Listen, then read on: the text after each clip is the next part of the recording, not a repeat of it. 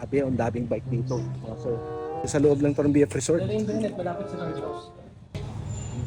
Lula ka dito, mga sir, eh, no? Dito pala maraming bike.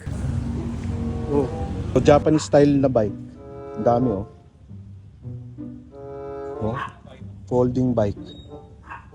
Folding bike, ang dami. Oh.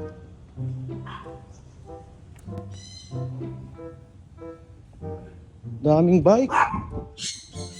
Ah, ito yung mga high-end. Uy. Oh.